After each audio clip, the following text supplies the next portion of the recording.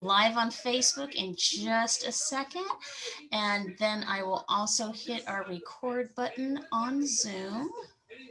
Get that up and running. Give me just a second. Okay, so we are good to go. We'll go ahead. You know what? Since we have Jackie here, let's go ahead and let Jackie have the floor first, and that way, if she needs to run it, since she already usually has meetings booked back to back, feel free to take the floor, Jackie. Oh, I've got the luxury. I have the luxury of just one meeting today. Are you serious? You only have one tonight? One that I'm going to. If I'm probably forgetting some. But yeah, I was just going to pop in, and maybe the district folks, I mean, so sorry, anybody that doesn't know me, I'm Jackie Luscombe. I'm the chair of ESE Advisory. You know me as Jackie Goddard if you're on our Facebook page. So thank you, Jen, for you do, and the other Jen to keep, and your board to keep ACE up and running.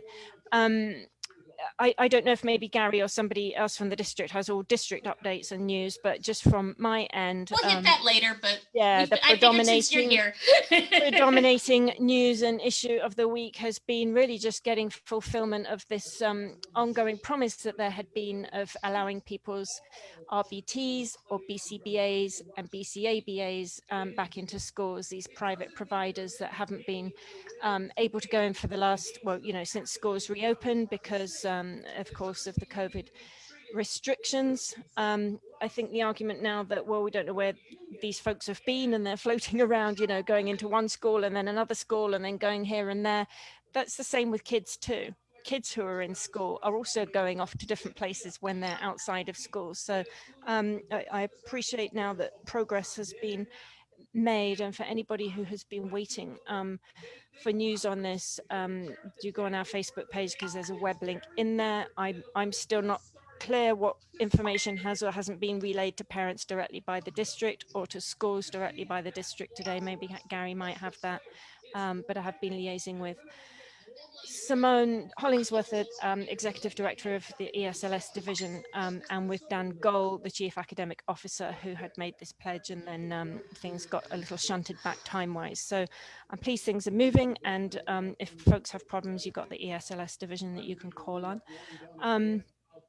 I've forgotten what else I was going to say, to be honest. I had something else to flag and I can't remember what it was. Oh yes, again, maybe Gary has this, but ESY, extended school year, that some of your kids you'll have already been told if your child is recommended to have an extended school year this year. Separate to that, and this is where I think some people are getting confusing, there is a summer learning program being put on by the district this summer to help kids make up the any academic deficiencies from just the whole effect of the COVID shutdown and all the challenges. So that's that runs at the same time as extended school year, and people have the option to go to that instead.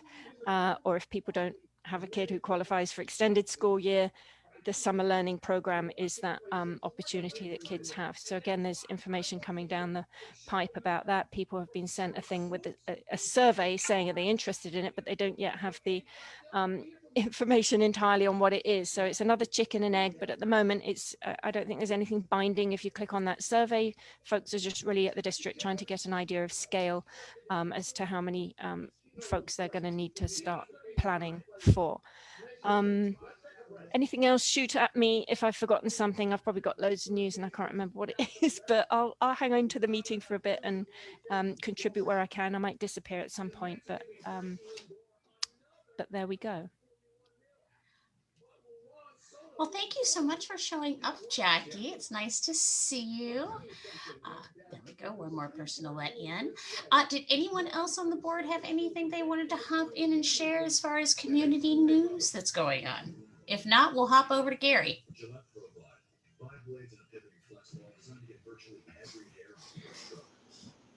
Okay. All right. I see Gary. Gary, hop on in and take on. I kind of left you raising up. Yeah. Okay, it's Gary's turn. Yeah, as far as RBTs, or actually the PIP, it's more than just RBTs. There is the link that's on the Broward Schools website, and that's really about where I am on that.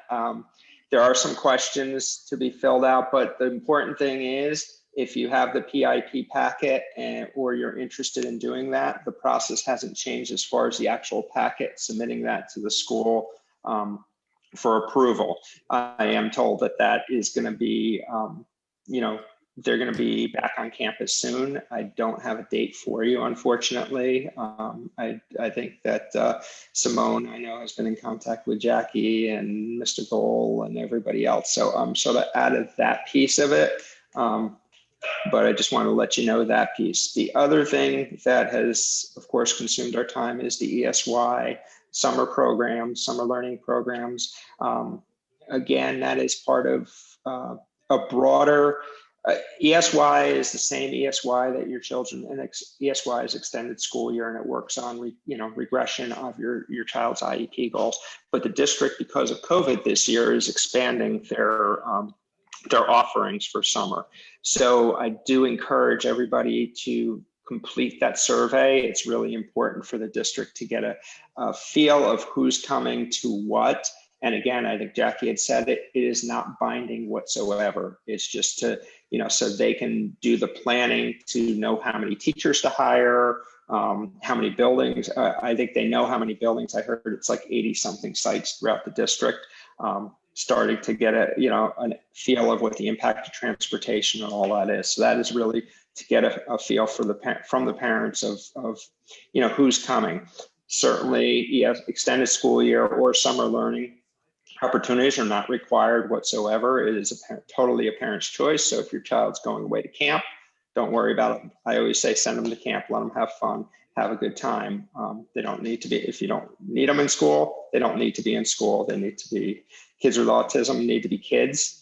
And I do worry that sometimes we put a little too much on them, and and that's for all kids. So just keep in mind that's totally your choice. And there's not one, do I recommend ESY over some of the other summer learning opportunities? I can't. That's a personal choice also. They will get their ESE services with whichever program they're in. So just keep that in mind. I also just want to acknowledge that April is Autism Awareness Month. School board member Hickson is going to be supporting the ASD resolution. Robert Bartleman used to do that, so she's taking that forward. There's been a little bit, Jen and I have sort of talked, there's been a little bit of transition with how the presentations are done with the school board due to COVID and everything else. So we're trying to work through that. Encourage, if you haven't seen stuff from your schools, we've sent things out to our coaches, our staff, about autism awareness activities, and they do some really neat things at schools. So be on the lookout. Not that you guys are visiting schools right now, but I think there's some virtual opportunities that you're going to be seeing. I know I was invited to one next week at a school virtually, so it's always a fun time and a good time to acknowledge the accomplishments of our children with autism in our school district and bring some awareness to that. We are again in the projection mode. This is our time of year where we're planning for next year. I said it, I think, the last 2 months.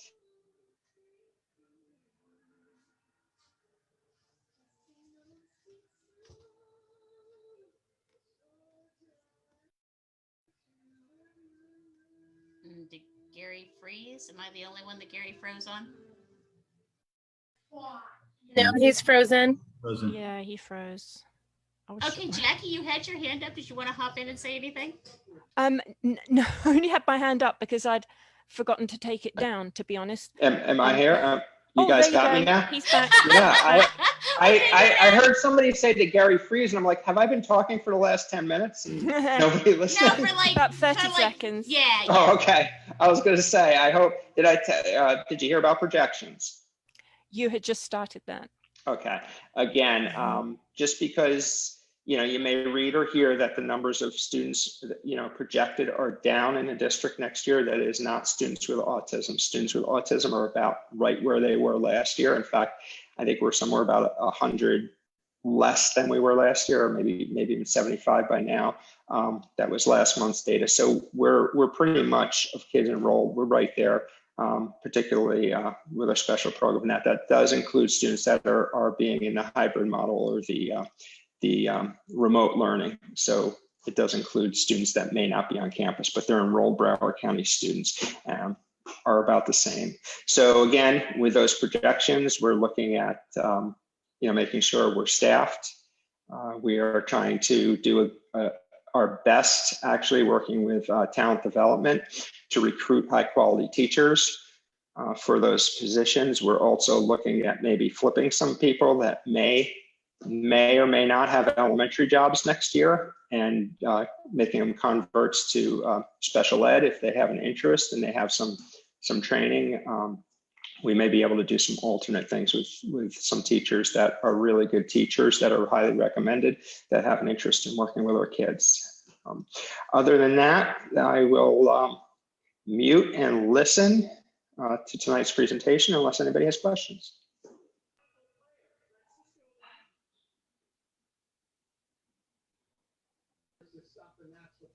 I'm good. Does anyone else have questions?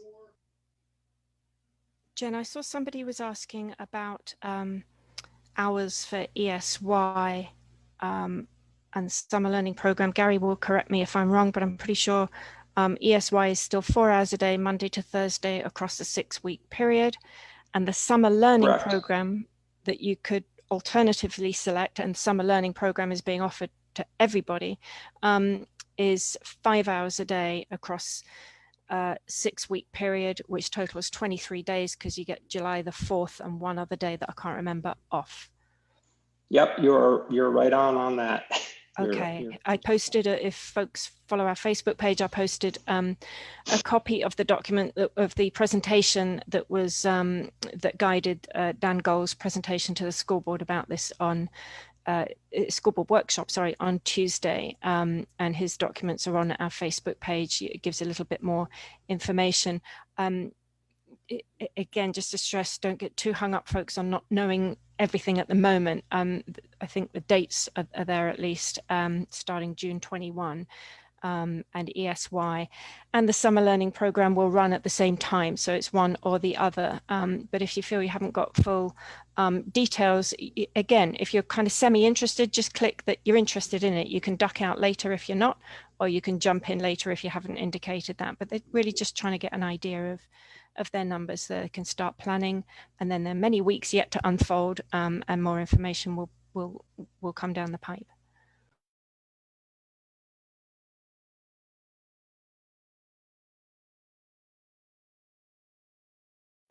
Okay, sounds good to me. Why don't we go ahead then, and we can go ahead and roll to our main presentation if we don't have any other questions. Are there any other questions? Okay, Steve, if you want to go ahead and hop on in, we can get started. I know we were going to run a sorry, bear with me. My mind's not all there today. Let's go ahead and pull up the video we were going to pull up here.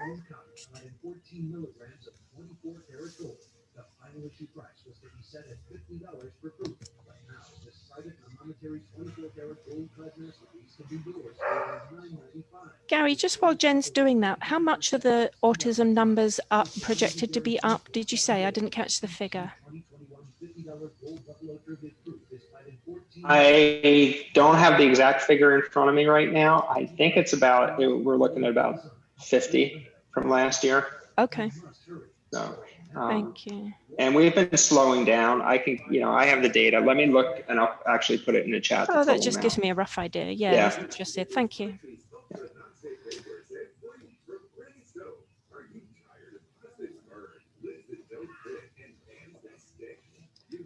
Sorry, my Gmail's taking forever to load, and it was all sitting in my Gmail.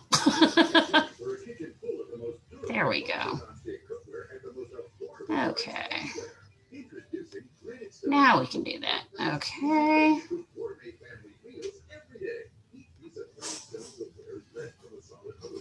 Now share screen. There we go. Share. One. Load. That's what I'm looking for. No, Yeah, that's not the one? no, the other one. Okay, which one? This one? That's the one we want, right? That's the one. Okay. As I said, my brain is not all here tonight, so bear with me.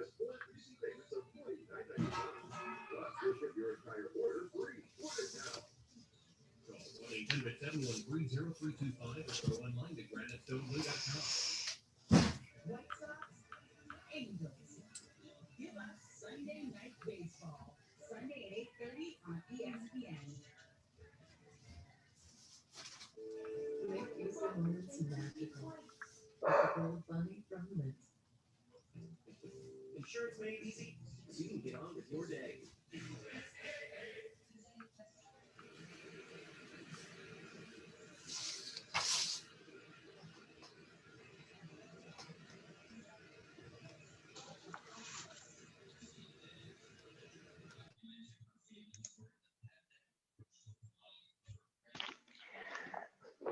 Jackie, it's actually 66 students more this year.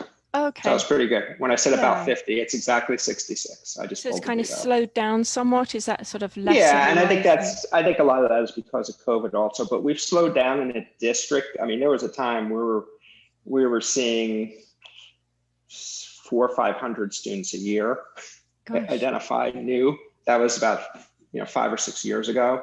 So it seems to be, I think our assessment center and everything is sort of caught up and people are more aware of autism spectrum disorder and evaluation. So we're in a different place, certainly, than we were 10 years ago with the growth. And that's nationally. It hasn't, it's slowed down a little bit because it was so low before. Got ahead of the curve now. Interesting. All right, thank you.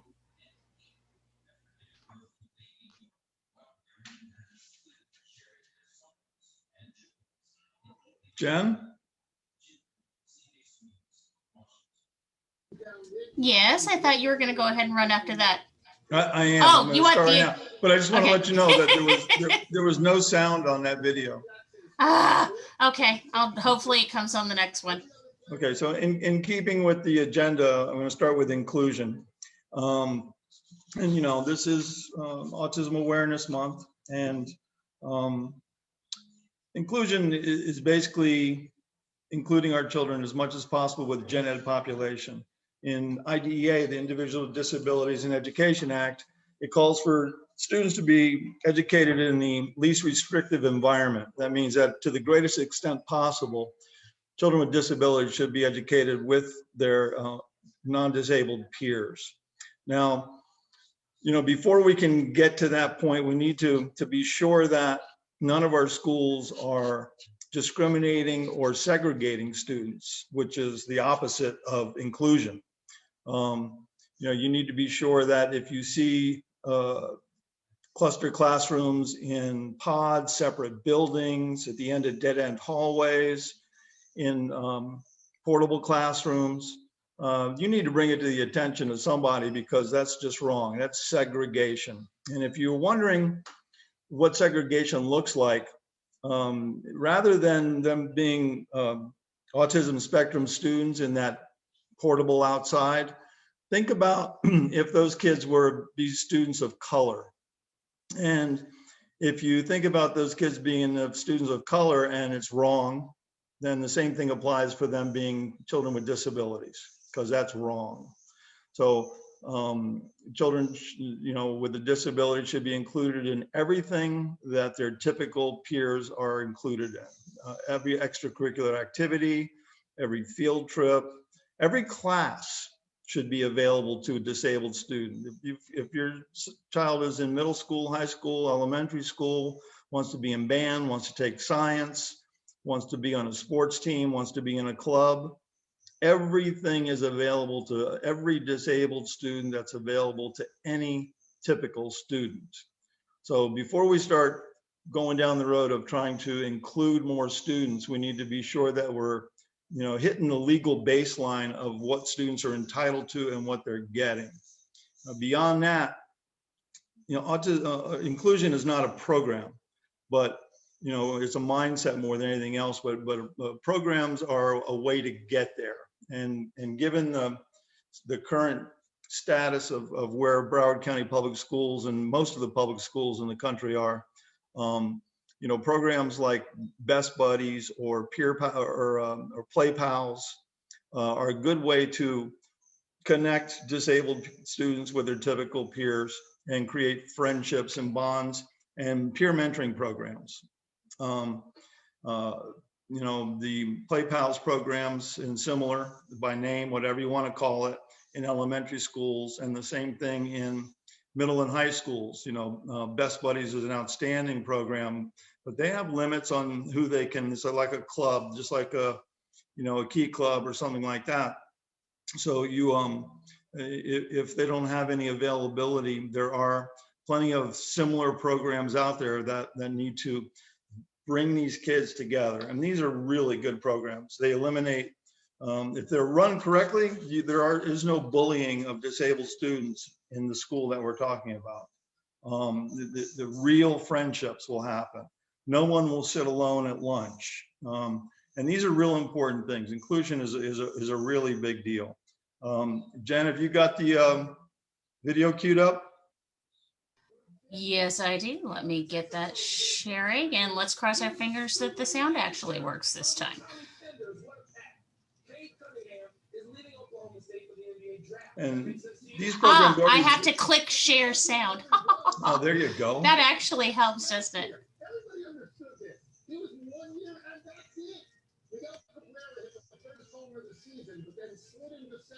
Because he didn't see it through the snow rip-offs. You know how baseball does these stupid things every year? You got stadiums in southern and western places and domes. Use them. Get out of Cleveland, Detroit, Chicago in April. So stupid. Team sports takes on a whole new meaning at Coral Park Elementary, as the school's Young Athletes program has mainstream fifth graders teach special needs kindergarten students sports fundamentals. The fifth graders, also known as Play Pals, are handpicked to be part of the program and work with what the school calls differently abled students to help the toddlers learn the different skills needed in sports and much, much more. The program is the Young Athletes program. It is a program that stems from Broward Special Olympics. And the classes that are involved are 2 kindergarten classrooms that are our integrated classrooms. We have several special needs students that are in those classrooms. And then we have our Play Pals. And they are the supporting group that assists the students during their PE time. And what it does is it teaches the foundations of sports skills, and then we use that for the application of actually participating in a sport. To facilitate the learning, the Play Pals divide the kindergartners into groups to work with different sports-related stations, learning a different skill at each location.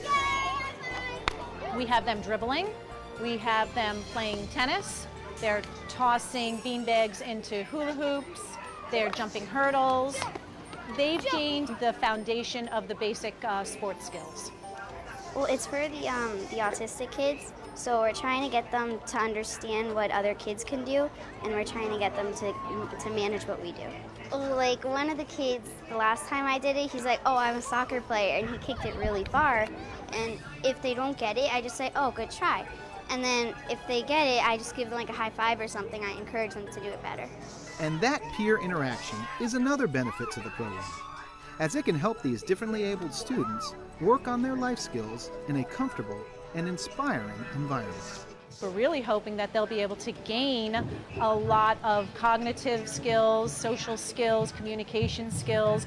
In everyday life, we have groups of people that we're involved with in team sports, and we have to teach them how to wait in line appropriately, and we have to teach them all the appropriate skills. We're not touching people, we're keeping our hands to ourselves, we're being patient as well, and that they will have some great role models that they'll be able to learn from. In the self-contained program, they don't have the opportunity to interact with typical students, and they look up to the kids, and so by having the older kids be teaching it to them, they want to be like them, and so they want to learn those skills. But the kindergarten students aren't the only ones learning, as the Play Pals are gaining valuable life lessons as well. I think it'll be good for me because like if I see a kid with special needs, like I won't stare or laugh or anything. And then if I have a child with special needs, I would be good with my child. These change my personality in ways that I can't explain. I feel that I've become a better person ever since I started this program, and it feels like you completely changed as a person. It just changed my state of mind completely. And that kind of impact is what the Young Athletes program is striving for, and its effect can be heard in the reaction of the students involved. Amazing! Well, it's fun, and you learn a lot. You get to teach like a teacher, because sometimes I want to be a teacher, and like you could become friends and you get to play with them. It's fun, it's helpful, loving, caring. I'm being nicer, I'm getting happier, makes me feel better inside that I'm helping people. Well, sometimes I get so attached to them that I don't want to stop. It gets that bad. And sometimes you just like think of them as your own child. Like they're there, they're sweet, they're really, really nice. I mean, it's a really great experience. Same time. Okay, or not? Yeah. I think this one in.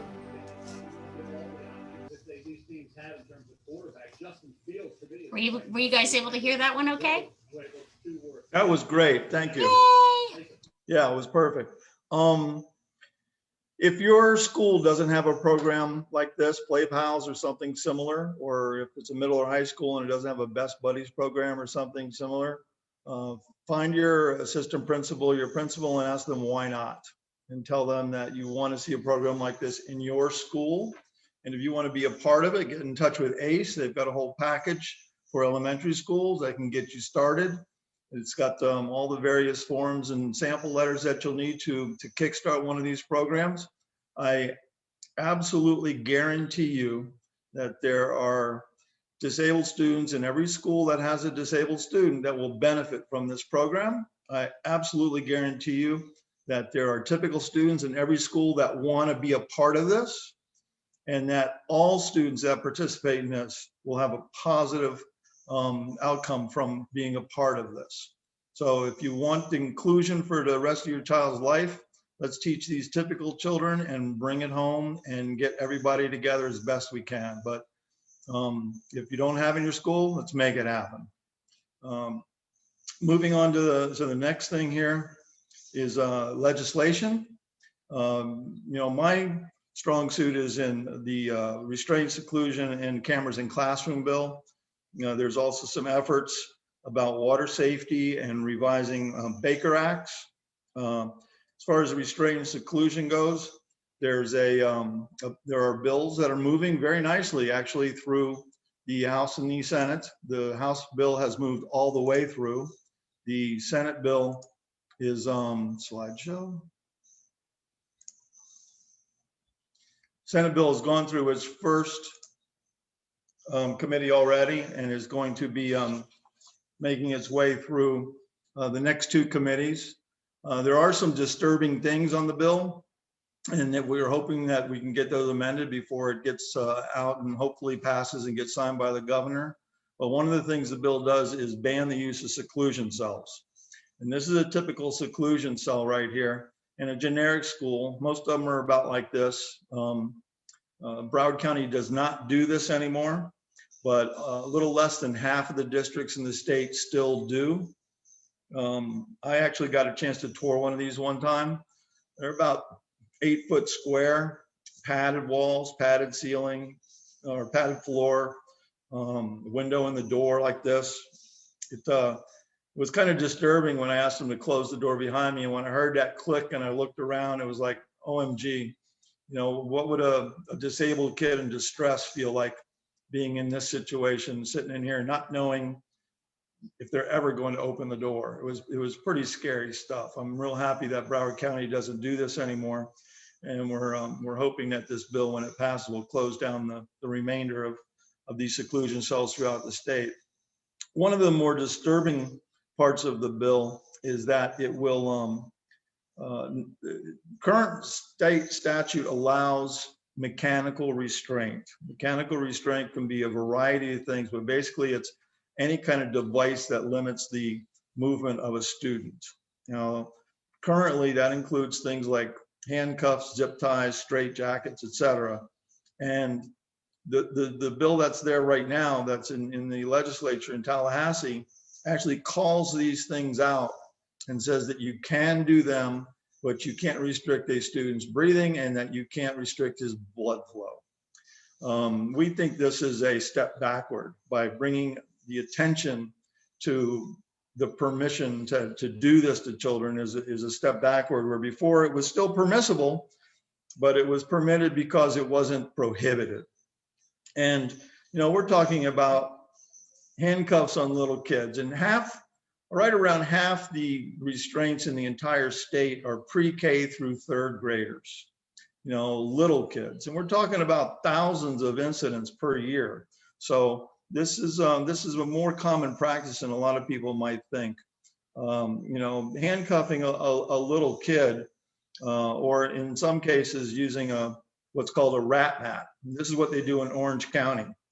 This is a full body straitjacket where they lay the student down in this device, and then these canvas pieces go over them with Velcro, and basically it's a full body straitjacket. And the student flops around on the floor until they're exhausted. If you were to watch the video of these people doing this demonstration, they calmly sit there and say, well, we calmly lower the student to the floor and put him down on this device, and then we carefully wrap him up and we let them sit there until they calm back down. Well, I wouldn't be calm if they did this to me, but this is what they do in Orange County. This is the device here. And, these are, the loops are wrist restraints. There's padding for the child's head up near the top there. And then those black stripes are Velcro. And they wrap this stuff around your whole body and Velcro it up, and you can't move. And it's pretty scary stuff. I don't think we should be doing this to elementary school students in crisis. That's just my opinion. These are the 9 districts that still use mechanical restraint. There's out of 67 school districts, only 9 of them do this. Now, how the other 58 districts, including Broward County, which closed their seclusion rooms about 5 years ago, how can they conduct business and educate students without using mechanical devices like handcuffs? I don't know how they do it. It must be magic, because Hillsborough and Orange County do it a lot, and so do Brevard and Manatee. These guys, this is 2021. I think it's time to stop treating disabled children the same way they did back in 1950. This is basically inappropriate. So let me get out of this.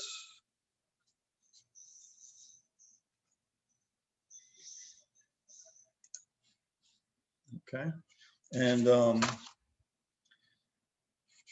the bill also would do some very good things. It would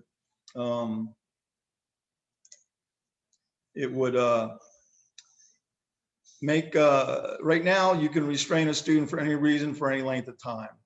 What the bill would do would make staff tried to use every possible means of behavior modification, redirection, take a walk, whatever, before they employed restraint.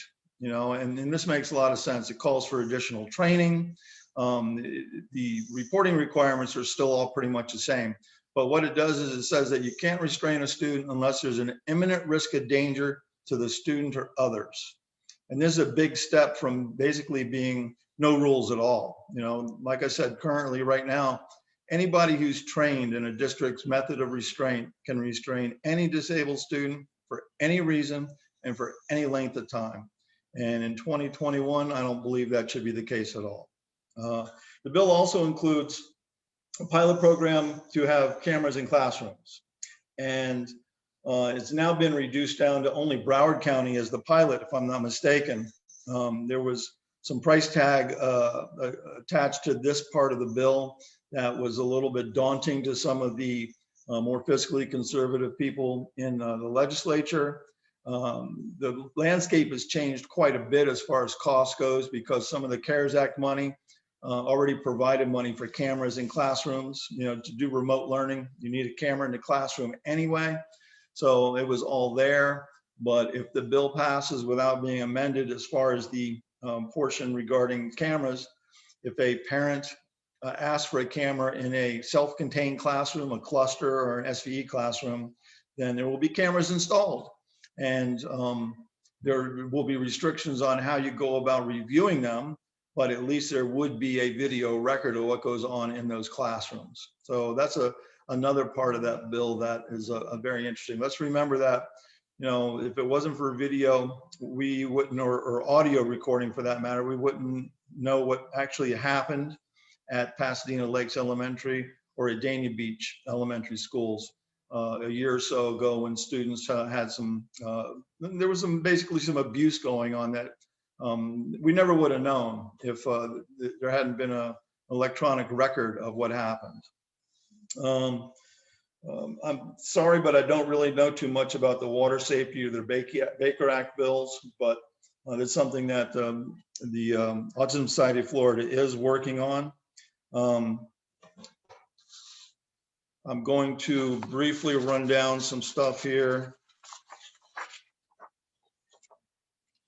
There's a bunch of upcoming events that ASF is sponsoring. Autism Society of Florida, April 6th, Across the Spectrum, a parent support group. This is something that they do on a regular basis. It's a Zoom meeting, and it brings a whole bunch of parents together to discuss their issues and bring folks together to figure out ways to overcome issues. April 10th, Run in the Sun event in the Keys. April 13th, training in English, and the 17th in Spanish, IEP training, how to help you work through an IEP and understand the process a little bit better. On the 17th, Bike to the Beach Florida ride for autism and disabilities. I think that they start this thing at 6 a.m., so I won't be attending. And then there's their REACH program. And I'll put this in the chat section here in just a second, and all this stuff will be available on ACE's site. Let's see.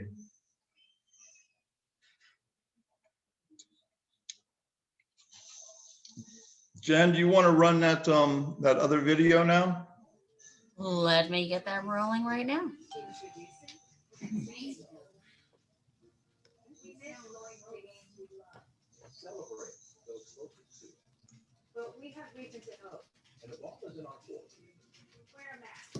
You're scrolling and scanning and digging around, but what is it you're really looking for? Is it resources? Because we've got those on a user-friendly website at autismfl.org. Parent support? Check out Across the Spectrum, an online group that's hip and focused on what concerns families most today. How about training by some of the most seasoned authors and innovative autism thinkers? You'll find those on the live streaming REACH program. Every post out there seems to be telling us what we can't do or what's wrong with our world.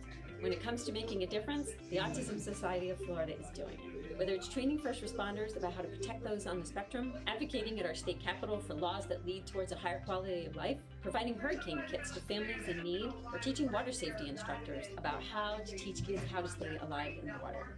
If you're looking to make a difference, join us for the journey and help impact the lives of those with autism across the state of Florida. Yeah, Carolina moving up to go get Trey Lance from North Dakota State, and I looked at the Excellent, thank you. So, you know, the Autism Society of Florida does a lot of great things. Their website is autismfl.org. You can follow them on Facebook, Instagram, Twitter, YouTube. Their YouTube channel's got a lot of great videos on it. They did a legislative webinar a couple of weeks ago that was outstanding. Had several legislatures on there, several lobbyists, some staff from various legislative offices. And it was the best presentation of something like that that I've ever been part of or seen. It was really outstanding. There's one other thing that I wanted to go over, and that's, you know, on our ESE advisory page, there's been discussion this evening about some of this stuff, mostly the ABC stuff, FSA, RBTs, ESY, and what I consider basically to be a nope, that's not it.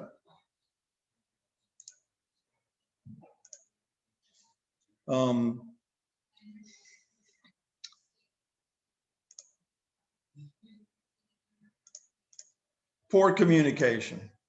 You know, we were talking about the fourth largest school district in the country, and for some reason, it seems like the communication skills have taken a break along with COVID by staff and by leadership of the district. And for there be so much confusion about what's going on. And, you know, for volunteers like the people that are ESE advisory and here on ACE to have to come in and straighten all out is just really uncalled for. The district really needs to do a better job of communicating. It's not difficult. There should be no problem with it, but there appears to be. So this is something that we as taxpayers paid over $200,000 for in 2014. I have an outside company come in called Evergreen Solutions from Tallahassee, and to do a review of the Broward County school system. And communication was noted as perhaps the most significant concern among parents of students with disabilities. You know, out of a 450-page report that they spent months putting together, interviewed lots of parents, had questionnaires. This was perhaps the most significant concern. You know, it's frequently difficulty parents encounter in making contact with the school staff regarding IP goals, services, instruction. They know they often did not receive response to emails or phone calls, and that in-person meetings were rare. This is over 5 years old now. And these three issues, not right now, please. These three issues that have just come up, you know, FSAs, RBTs, and ESYs, to me, it just looks very confusing what the district is telling parents. Mixed messaging, unclear language, et cetera. I think that, Gary, if you're listening and you want to bring something back, ask them to try to do a little bit better. And with that, I'll step away and thank you all very much for your attention this evening. All right, we'll go ahead and open it up for if anyone has any questions, comments, let her rip.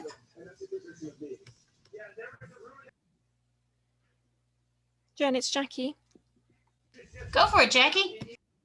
Thanks. Don't want to push ahead of any cue or anything, so throw me off as needed. No, we keep it fairly informal. Go for it. Let's see. Yeah, I agree with Steve on communication, and the district knows it.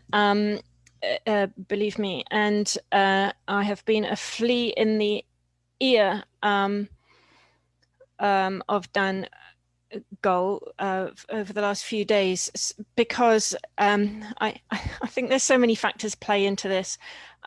One is just the sheer circumstance at the moment, which is ladling problems on top of existing communication problems that already existed and needn't. At the same time, even I, and I've been pretty critical these last few days, can see that folks are also working flat out. So there's no defense for promises undelivered, and I've had to really push this week on the PIP issue, with the private providers issue, and things got done. But you'll have seen, I mean, folks still up at 2 a.m. getting it done the other night. So I just want to add in that, yes, there's no defense for poor communication. And believe me, people at the district will tell you that they hear from me about that often. And rather than just kind of keep carping about it, I look for some, creative and constructive suggestions of ways that we can be helping with that communication too.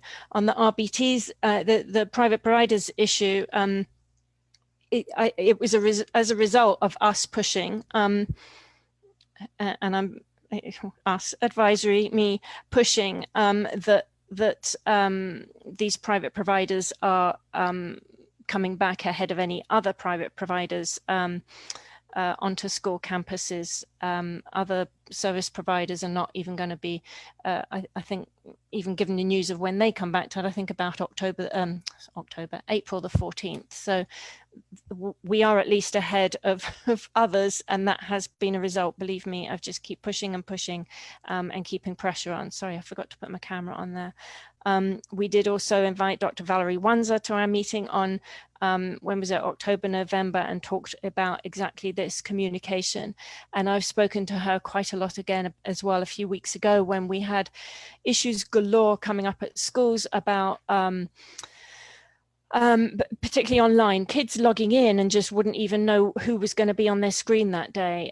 Parents sitting alongside their kids saying, well, who's this teacher? Who's this sub? They hadn't even been introduced. They didn't even know it. Like, is this sub, if this person, my kid's new teacher now for the next, 4 months, or is this person just with us till 12 o'clock today? So that communication really was lacking as well. And I did speak to, again, with all the caveats of coronavirus and the fact that, a teacher might call in the morning and say, I've tested positive, or I've got to go into quarantine because a family member has, and there'd be all out merry hell probably going on at schools trying to just get people in classrooms and teaching. At the same time, there was also just these awful problems with some schools just seemed to take the view that parents and students didn't need to know who their teachers were going to be. So I did advocate for that right up to Dr. Wanzer as well. I had a number of conversations. She actually went out to one school that we brought to her attention in particular, where we felt things were looking very wrong. I've spoken about it to Mr. Runcie and other matters. So believe me that I agree, Steve. There's a big issue there. We keep pushing for it. I think we've got to find some creative solutions to and keep on pushing. What can we be doing too? I do a lot of that online. I'm right on our Facebook page here right now with somebody who is erroneously posted. I've been told the summer program will be targeting gen ed kids, not ESE. We're constantly falling over each other as parents, posting and sharing wrong information too. So I think definitely the value of having good information from the get-go is important. And again, with the summer learning programs, people are like, well, where's all the information? Well, wait, okay, hang on. They've just announced that there's even going to be a program. Now they've got to get things in place. There's been some work on that over the last few weeks. And they're now at that stage of having announced, okay, when's it going to be, the general shape of it?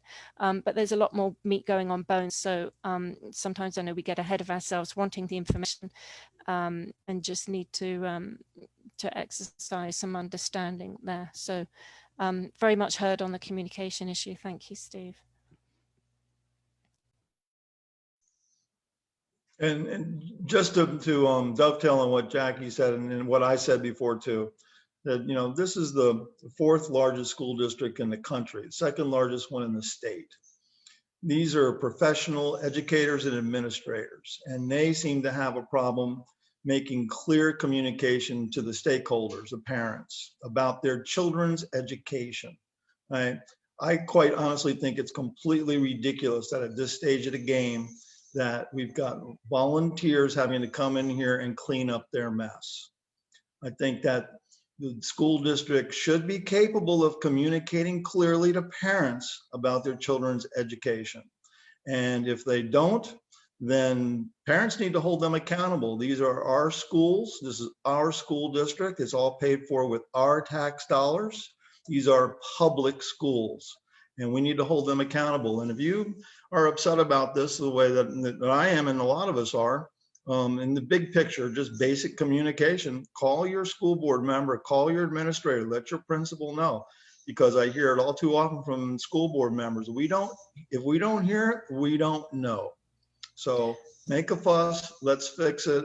Let's get some clear communication, because we paid $200,000 as taxpayers 5 years ago for someone from Tallahassee to tell us that this was a problem, and the district obviously did not get the memo. Thank you very much. Can I just add something there too? I think it's also on us individually to be taking things up with our schools.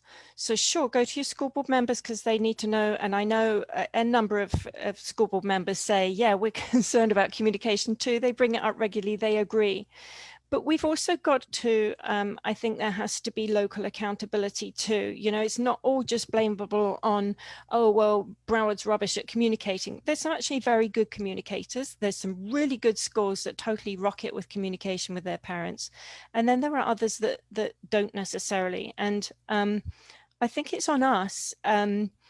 Sure, let's complain about it too, but complain also to the people responsible. So if you have an issue with your school, or you've been told something that's incorrect, or a teacher's told you one thing and then you found out it wasn't the case, or an AP told you it wasn't the case, or an ESE specialist, that's not necessarily because there's some conspiracy or that there's some shortfall in their capabilities. I think we all do it, but I think going back and addressing it with the school is important. There's often a kind of like, get a lawyer, get an advocate, go to your school board member.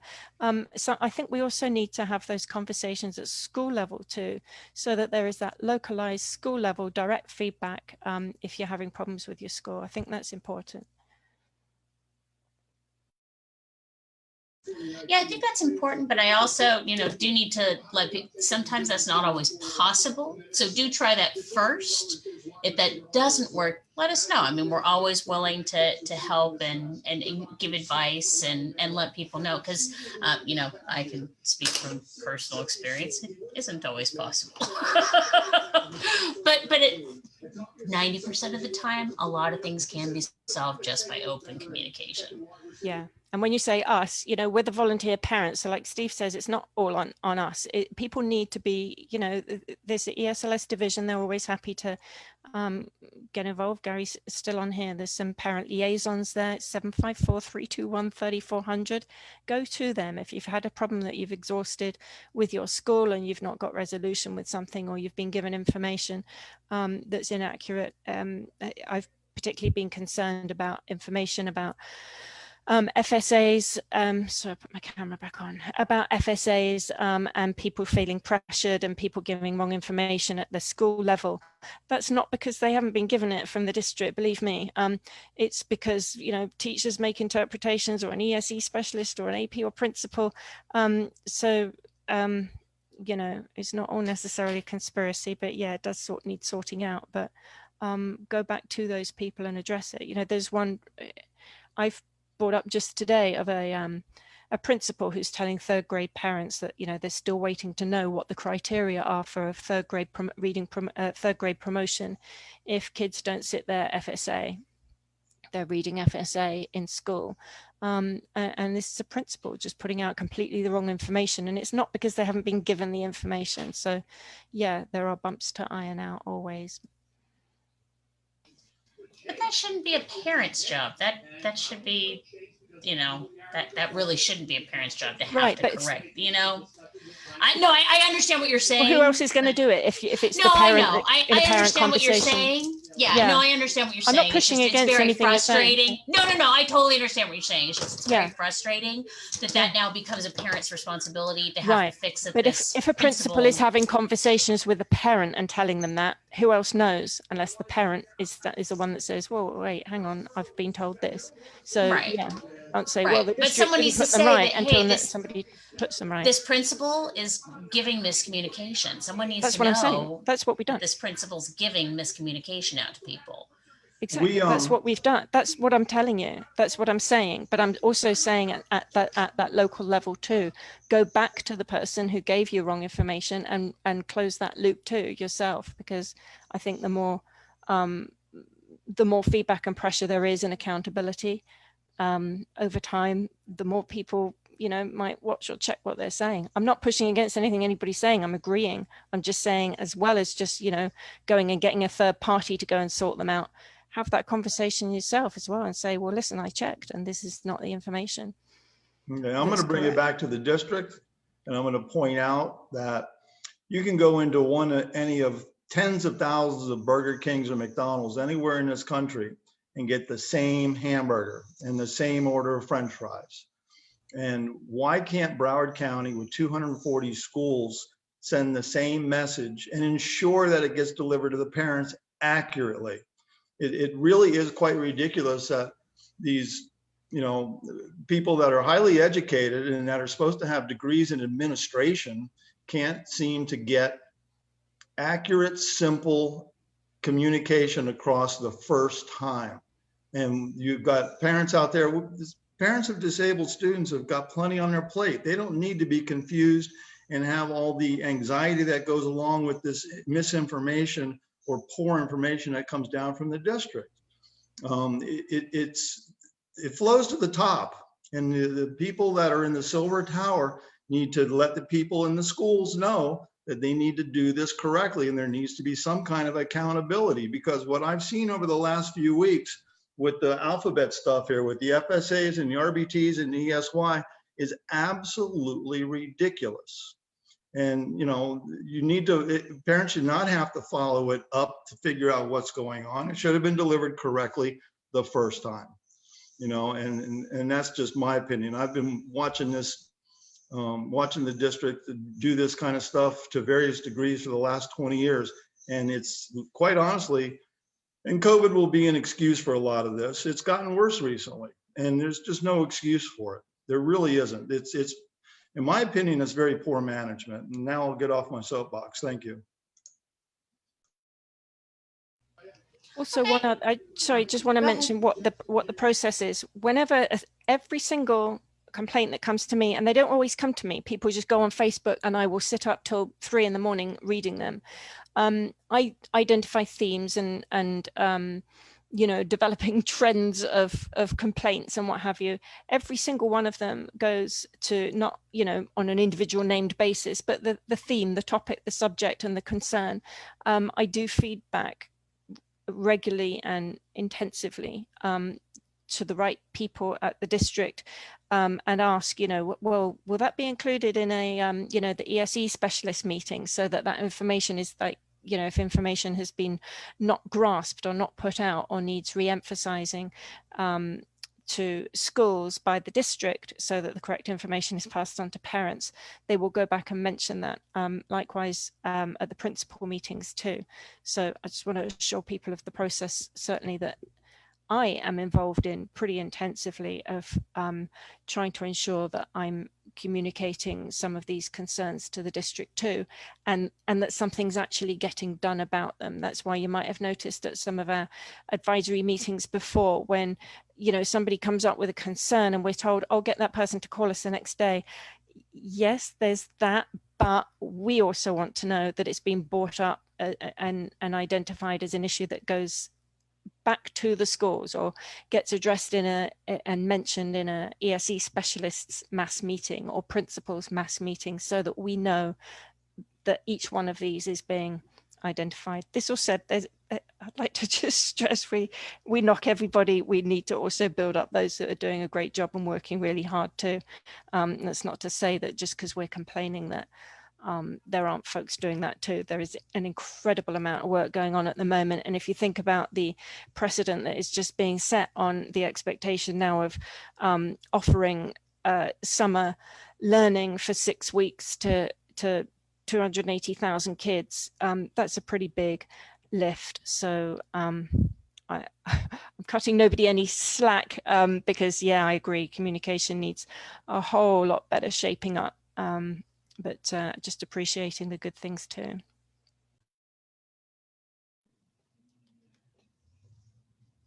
Alrighty, so what's going on with everybody else? I know we've got more stuff going on.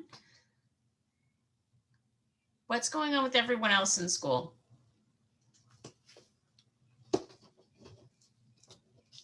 Monique, what's going on with you? Hey, Jen.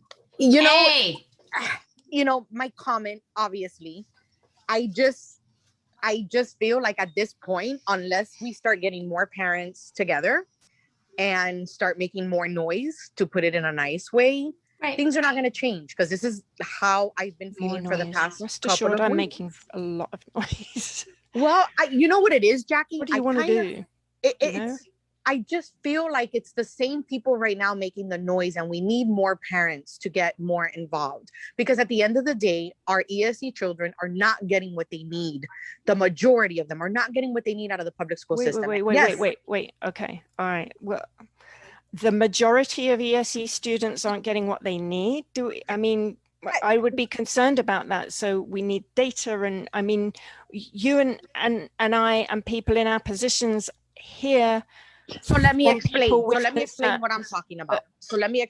That's a huge thing to say. Exactly. The majority of ESE students aren't getting what they need. I mean, well, I can say that this is what I'm seeing. This is what my opinion is. 280. And I have been speaking. 40,000. Okay. So let me go ahead and finish. Jen asked me to go ahead and speak up, so I'm going to go ahead and speak up. My opinion, what I see and what I feel, is that a lot of ESE children are falling through the cracks. We're not talking about just, because I know I chair the dyslexia/specific learning disability committee. We're not just talking about the children that I try to advocate for. My children are also autistic. I'm seeing it with autistic children as well. It's across the board. Unless a parent knows what to look for or what questions to ask, or if they're educated, which a lot of parents unfortunately are not, because they don't know any better, their kids don't get what they need in the public school system. This is my opinion. This is what I see. I've been in the public school system since I was little, and it's been happening since I was little. I am 42 years old. Now we're going to get to my kids. My kids have been going through this since my son, my 16-year-old son, was in kindergarten. Got into 6th grade with a 1st grade reading level, ADHD, and a few other disabilities, just like my other children. And we're still in the same thing. Nothing has changed unless you go in with an advocate. And I am not one to say, let's go get an advocate right away. Let's go get an attorney. No, I agree. Let's try to speak to the school. But when you try to speak to the school and they don't listen to you, sometimes you have no choice but to get an advocate. There is no other choice sometimes. And I cold-heartedly believe with my whole heart that unless you go that route, a lot of our children are falling through the cracks. And this is just how I feel. We have a lot of great teachers out there, because we do. We have a lot of great district staff. But unfortunately, Jackie, the reality is that there are a lot of kids still falling through the cracks. And I said it when I went to the school board meeting. I agree. When we get back, I don't disagree. Yes, and when we get back, and when we get back face to face, and I said it at the school board meeting, when they were talking about curriculum that they're trying to pick now for ELA, that affects our ESE children as well, which is why I've been looking into it. Now, with that being said, that's why I addressed the school board, and I told the school board, when we get back face to face, they are going to be in for a rude awakening. A lot of our children are going to fail the FSAs. There's going to be major gaps that are going to have to be closed on top of those gaps that they already had. And I don't see how Broward County Schools is going to pull it off when we still have, and I'm going to bring this up now, when we still have people in the district that are denying services that came from the state, a certain accommodation that came from a state for our dyslexic children that have severe decoding issues. And around the county, they're all being denied and they're receiving letters that has to do with maybe the child being blind, which that's not what the accommodation was made for. So this is why I say what I'm saying. Our children are being failed. And unless we get more parents involved and speaking up more and educating them more and letting them know what their rights are in the public school system, our kids are going to keep struggling the way they're struggling right now. So I'm going to go off my rant now. I'm so sorry. But I had to say that because that is how I feel right now with the public school system. And I'm frustrated and over it already. You're certainly not alone. You are certainly not alone. And I agree that there's a lot of frustration. There's a lot of hurt. There's a lot going on. And I think it's only compounded by the fact that we're dealing with a lot of frustration over COVID. It takes all the situations that are going on and multiplies it by 10, but yeah, I mean, I do think that I do agree with you with a lot that's going on. I do see a lot of situations where it frightens me when you look at the fact that almost every chair of ACE, we were looking back, Jen and I were talking about this just the other day, that all the other chairs of ACE looking back don't even have their kids in Broward County schools anymore because it's been such a challenge. It's been tough. It's been tough. Do I still think that there's good out there? Yeah, I do, of course, or else my kids wouldn't still be here. You know what I'm saying? If I didn't think that, of course, yeah, of course there is, and I agree with you. Yeah, I mean, I think it's still worth fighting for, of course, or we wouldn't be it's here. Just frustrating because right. Oh, totally. You know the system, unless you know the system, right? Your kids are not going to get what they deserve. And I agree with you 100%. Frustration. That's my frustration. It shouldn't be okay, that so what can we do? And then I'm like, okay, well, I'm always one of those. It's like, okay, well, there's a problem. So what can we do to work on that solution? Okay, there's a problem. What do we do to brainstorm that and make that better? Because that sucks. That's a huge issue. We do need more parents. I agree.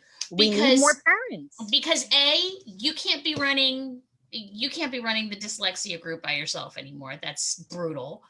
And B, which was coming up on my agenda that we need to talk about, Jen and I can't keep running ACE anymore. A, I'm moving. B, Jen and I have been doing this for a long time. So yeah, we've been doing it for 3 years now. So we're going to have to step down as chairs. And we need you guys to step up.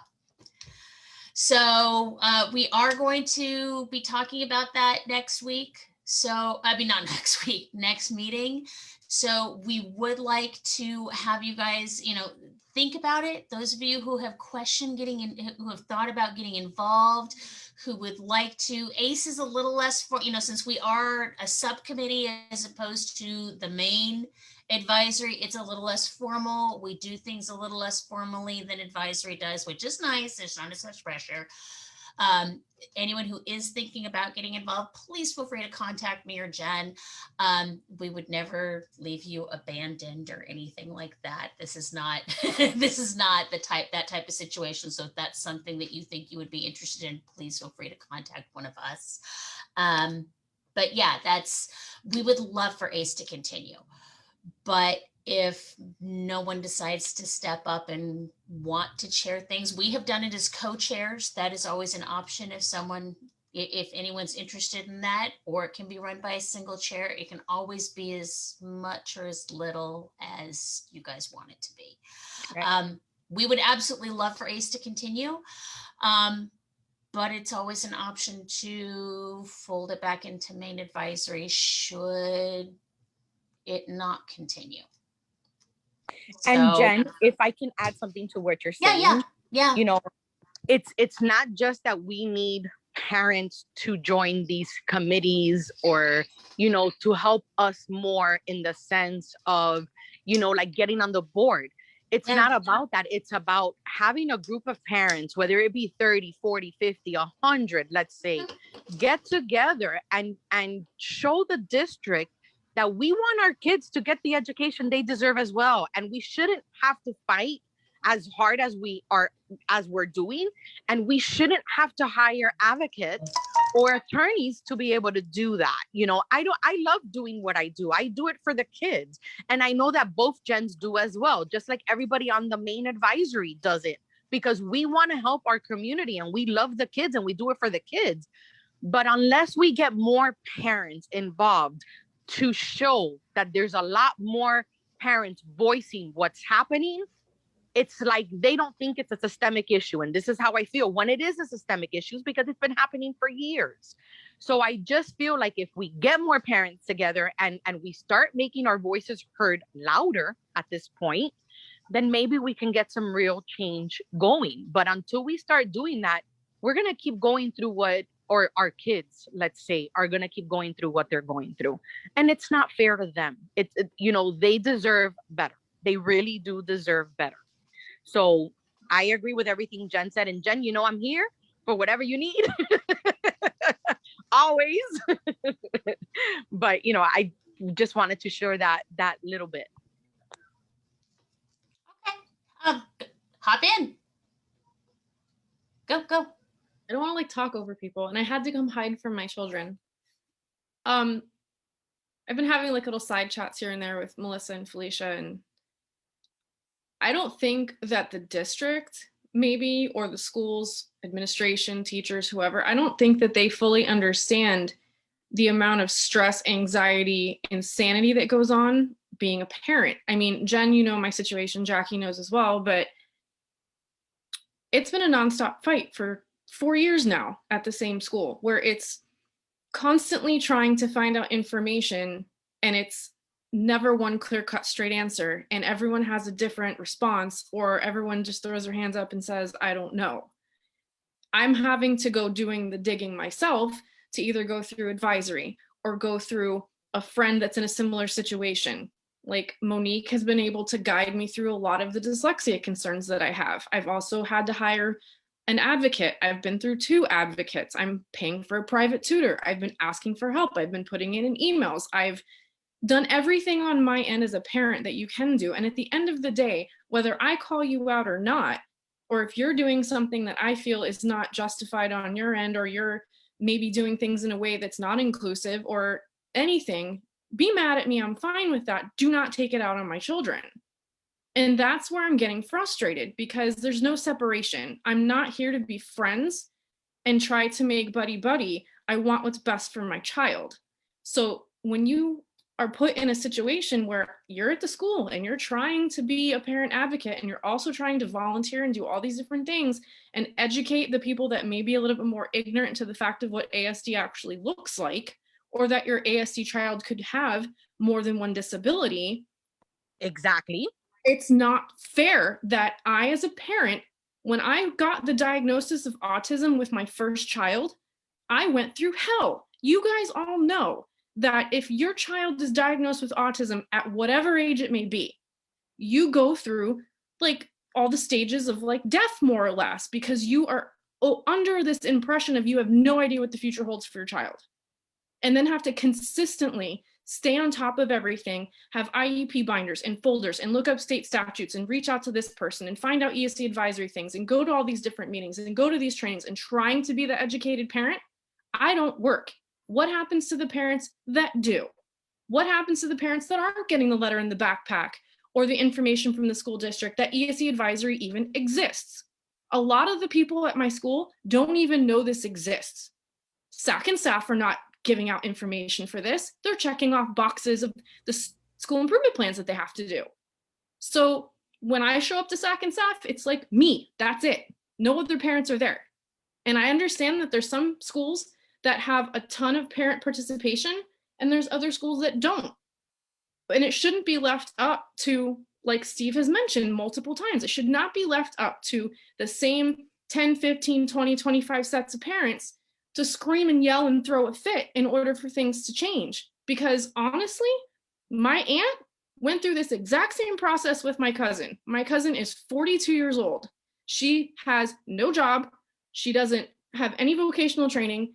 They pulled her out of school. She wasn't being supported. She was put in an SVE room. Nobody could figure out what to do with her. And her daughter, who is 22, is doing the exact same thing. And she was a child at Western High School.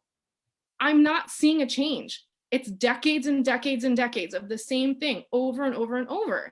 I'm at the point right now, one of the reasons why I'm considering, or why I am stepping down, is because there's a huge consideration on my end of just pulling my kids out of school and homeschooling on my own through Gardner. So I can take the money and spend it where it needs to be allocated appropriately for my kids' possible dyslexia issues and for my other child's reading comprehension issues.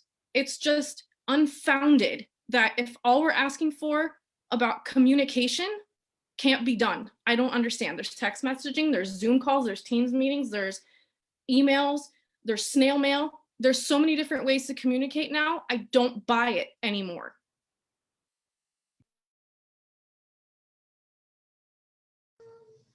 And yet again, I can't even tell you guys how sad this makes me. You know, it's that all of us are struggling so much. So, I mean, I hate to wind this up on kind of a sad note on stuff. But yeah, it's frustrating and it's sad that I don't think any of us are going, yay, this is great. We're having a great time. This is going fantastic.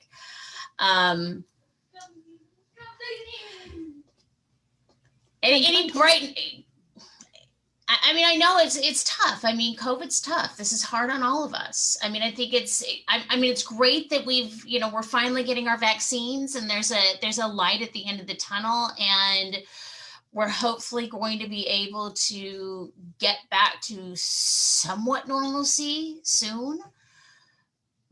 But it's gonna take a bit.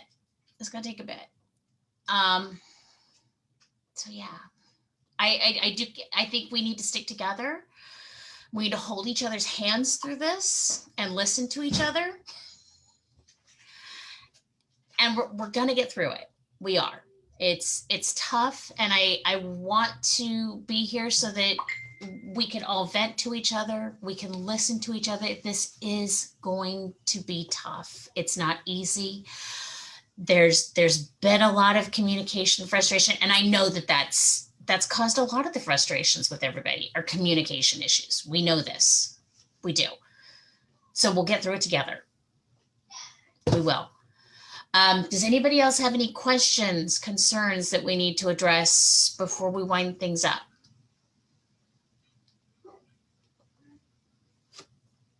Anybody? Bueller? Gary, I see you sneaking in there. You're still here. Jen, I'm just. I am still here. You're still there. And we still love you. Jen, I just wanted to say that, I kind of agree with Monique on the parent end of, I am one at my school that fights constantly. And it's not just my kid that is not receiving certain things. It's many children. So I get where she's coming from when it comes to there's the same parents. And again, as Jen Gray is saying, it just becomes tiring. It's the same individuals. And yes, I mean, you're talking about Kelly Bush, who now does not have her child in the system, who did so much. It's just, there's a lot. So even as Jen Gray, myself, continue the fight of being a part of these groups and being involved, it's just, I at the end of it, sometimes you wonder, is it going to change? Where is the change? When is it going to happen? So for me, I think that's just where I come from. I've worked with Jen closely as well. And I could just say that the fight is tough. Like it gets overwhelming. And yes, even with COVID and a pandemic, it has been tough. And I agree. But the things that are bad or not being done properly, it's way beyond COVID. Oh, yeah. And so we need, this COVID just kind of made it it made it worse, but also it made it come to light. Like it's just now parents who had no idea what was going on with their child, if they had their child at home now they got to understand what is really going on. So from administration to teacher to, ESC, supports in the school. There's just things that are happening that are not supposed to be happening.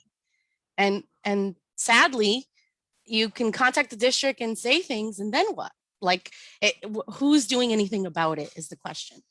So I just wanted to touch on that because I am a parent at my school who's very involved at my school, and I do a lot at my school, and I try to educate, just like Jen Gray says. I am the SAF chair at my school. I am PTA president at my school. And I just want to say that even though I do all of that and anything else ESC wise, it's still, the fight gets tough. And so we need more parents. My thing is I need more of those ESC parents at my school to actually say, hey, my kid's not getting these services well. Because I can complain, but I can only complain about mine. I can't complain about all the other 8 or 9 kids that did not receive the same service. So I just wanted to clear on that, but thank you. Now, and you know what? It's okay to have those, sometimes we're going to have meetings where everything's not sunshine and rainbows. I think that's kind of been the theme for this week. It's okay that not everything's perky and hunky-dory. And you know what? Not everything's perky and hunky-dory. It's not all hellfire and brimstone, but not everything's perky and hunky-dory. And that's where we're at. And Jen, if I can say one more thing, this is not about being negative or bashing or anything like that, because we do have, again, I'm going to say it and it has to be said. The same way you call out the bad, you got to call out the good. We do have some teachers that care. We do have some schools and principals and administrators that try to do it right when you go to them. Whether you have an advocate or you don't, some do try. And the other thing that I want to mention, our ASD kids, sometimes they have more than one exceptionality. And I think that's another issue, at least that I've been seeing, especially when I talk with Jen.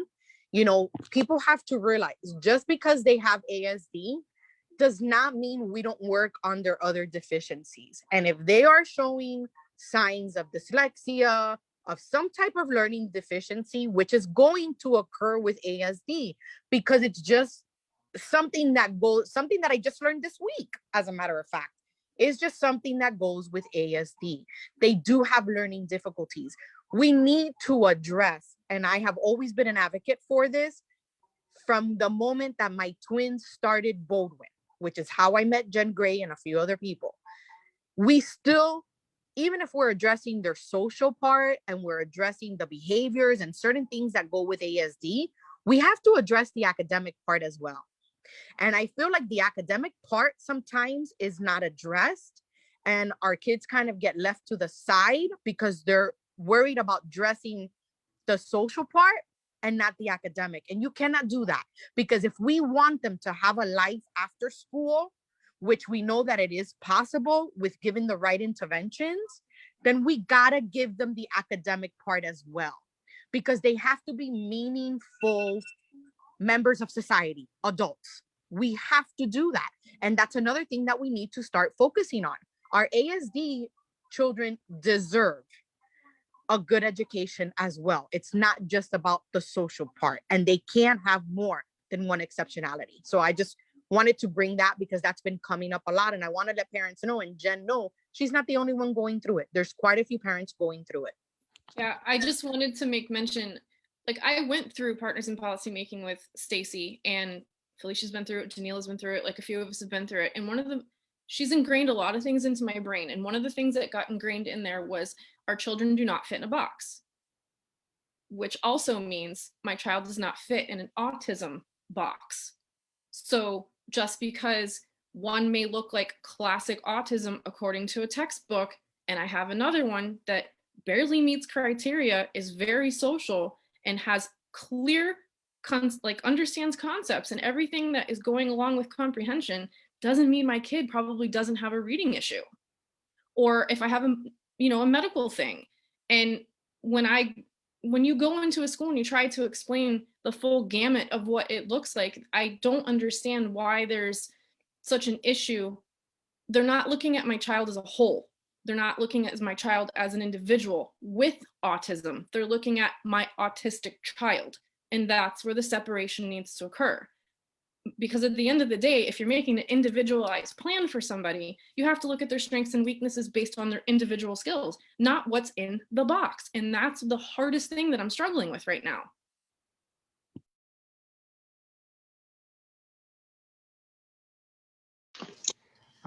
Jen, I'm just going to, before I actually do sign out, and I definitely have heard everything every parent has said. I do take exception that every kid with a disability, or the majority of students with disabilities, are getting nothing. I would take exception with that, but I certainly acknowledge that there are issues, and we've talked about those before. Before I sign off, though, I do want to thank Jen and Jen. I know this might be one of their last meetings. And encourage folks again to step up. ACE began as a group of parents that really wanted to make changes throughout the district, and we're going back 20 years. This is before we had special programs, or we call them ASD clusters at the time. So it was a group of parents that met with this curriculum supervisor for autism and came up with the concept of our special programs, what they are today. Also came up with the concepts of some of the other programs that we've done, our transition programs, which I was one of the people that started. Many of you don't know, but I was with secondary when we did the first 18 to 22-year-old program way back with Sue Cabot in the district. So we go back a long way. And I do, however we want to, form this next year or continue going. One of the most effective things is to pick 2 or 3 goals and truly work on them and make some changes, systemically, so we can move those forward. So I certainly do want to say that moving forward, I would like to see us, do more. I know these have been really nice informational meetings. We've had some great topics this year, but I certainly would challenge the group to try to define 1 or 2 goals that then I could take forward to my bosses, and we could try to make some influence systematically. So I do want to say that. The other thing I do want to say before again, I want to acknowledge Jen and encourage people to step up. I think it has been a very good year. And actually the participation has been wonderful doing these electronically rather than, 10 or 12 parents at Bodwin. I think you guys have been able to reach a lot of people. So I hope you continue to do that in some kind of this format, maybe a hybrid format, maybe one month live, another month not live, or something like that. So I want to leave on that note and acknowledge, because I'm going to be signing off in a minute if nobody else has any questions for me.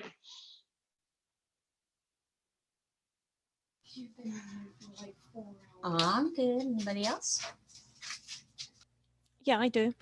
I think for the district folks on here, it's kind of hard to give up your evening and then just listen to everybody moaning. So thank you. I know that you listen to complaint constructively. I think it's also on us to frame our complaint constructively too. This is what we are here to do. This is why we have committees, to bring up issues, to make recommendations, to bring discussion to our executive board meetings about, okay, what are some of the themes among our communities? What are some of the presentations that we could be providing at our meetings that are going to be helpful to folks? What are some of the guests and folks that we can have on board? That's the kind of stuff that's actually going to generate folks coming along. But to Monique and others' point about, we need more people involved. Yes, we do, but welcome to the same old persistent issue that goes on for years, that you poke your head above the parapet and you're a doer and a mover and a shaker, but few people actually are. And it's the same at SACS, it's the same on other advisories, on other committees. It's, PTOs and PTSOs have this same issue. It's a slog.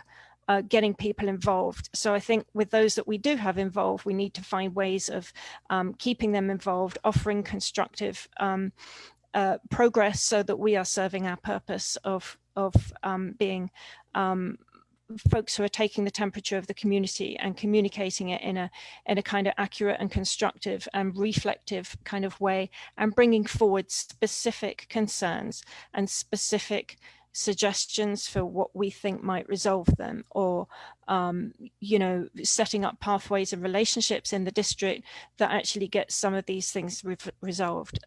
So I hear everyone's complaints too. Believe me, I've been dealing with about 20 parents today, and finding solutions so that we, not just one big moan fest. So thanks folks for listening to us tonight, and Gary and what have you. Thank you so much for giving up your time.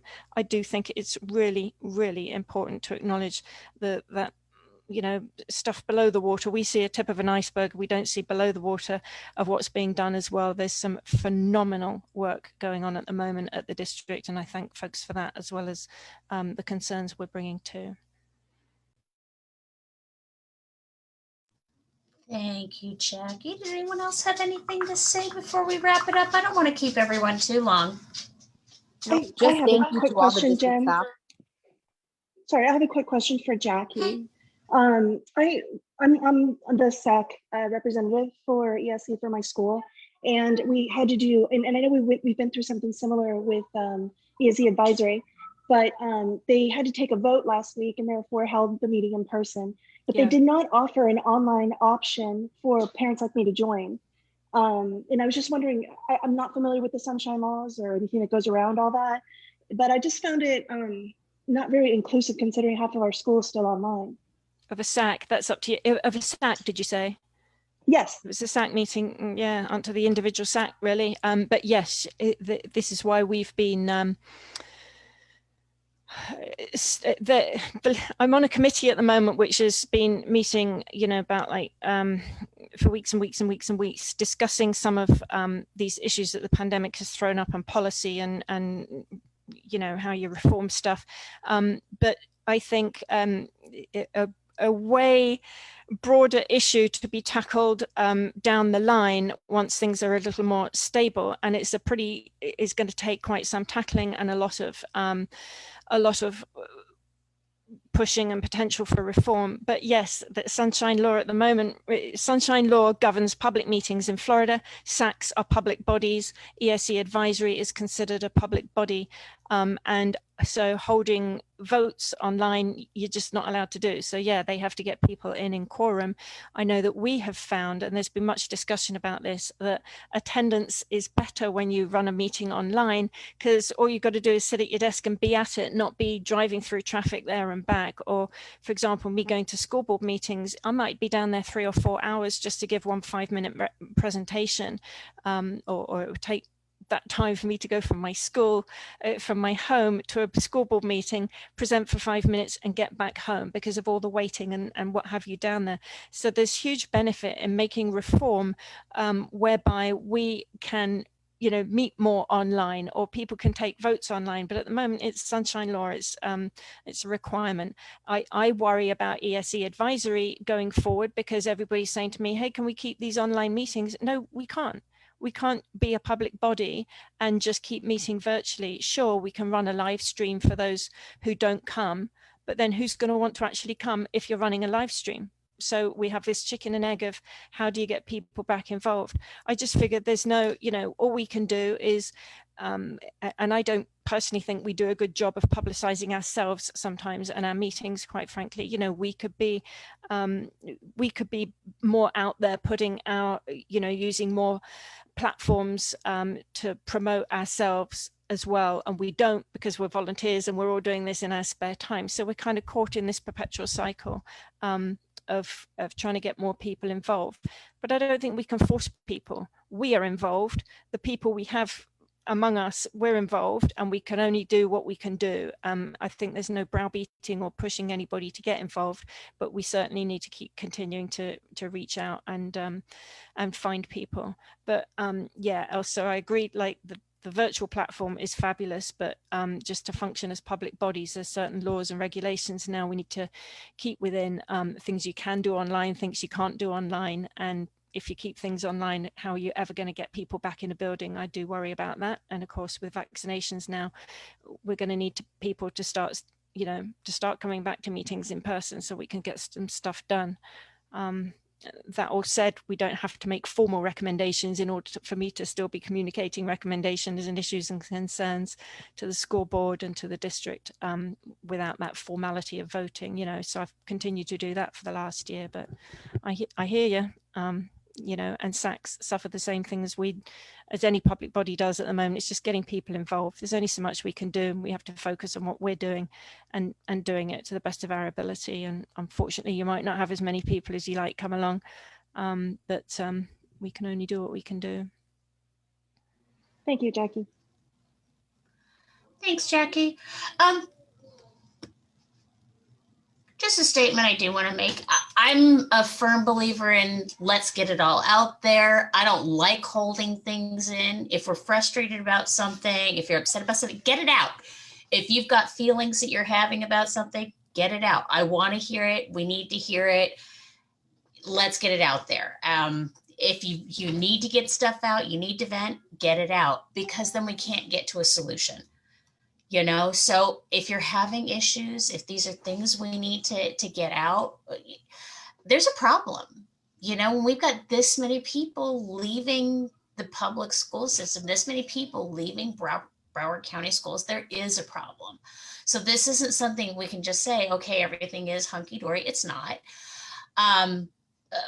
Is this a gloom and doom and everything's horrible? There's a lot that needs to be fixed. Yeah. Is there a lot that's going on with everything else? Yeah. There's a lot going on in the world that's absolutely catastrophic. So, there is a lot going on and a lot of factors that involve in it too. So, can we come up with solutions to everything tonight? No, of course we can't. But I also do think that with all the things that we brought up, let's also start brainstorming on solutions as well, because I'm also a firm believer in if you're going to bring forward problems, let's start working on solutions too. Exactly. So, okay, we've got these issues. What can we do to start working on solutions? Like we were talking about inclusion, that's a huge issue. Okay, then we need to start working. We didn't make a whole lot of progress on that. So we as a community want to start working towards better inclusion. So if you don't have these programs at your school, let's work on making it happen. So if it's not happening, let's talk about it. Let's make it happen. And like Gary was saying, we were talking about having goals for next year. I'm obviously not going to be here, but that's something that could be an amazing goal for next year. Let's focus on making that happen, making, play pals or best buddies, whatever happens to be what could happen at that school, happen. I'm sorry, my brain's starting to go at this point in the evening. Anything else that we need to address before we wrap it up so that my mind doesn't completely go before we end tonight? Going once, going twice. Steve. Thanks for having me. Thank you so much for coming. Thank you to Jackie for stepping in. I appreciate you fielding all the questions, the 5,000 questions that you had tonight. So thank you so much for coming tonight. Let me see. I see Barbara was here. Barbara, is anything going on that we need to know about in your end of the woods? Maybe she's just listening in. Is it actually here? She may have just had her computer on. Okay, let me see if there's anyone else that's here that I need to worry about. Is there anyone else that's here that has anything going on they'd like to announce really quick? Okay. All Steve, thanks for that information earlier. That was helpful. It helped somebody out a lot. Okay, well, thank you so much, everyone, for coming tonight. We will get everything posted up on the Facebook page. And if you have any questions, you know where to find us. Feel free to message us on Facebook, or our email is just acebroward@gmail.com, and we will get back to you as soon as possible. Thank you for joining us tonight, and thank you so much for having me. Thank you, guys. We'll talk to you soon. Take care. Thank you, Jen. Thank you, Greg. Thank you, everybody. Gary. Thank you. Take care.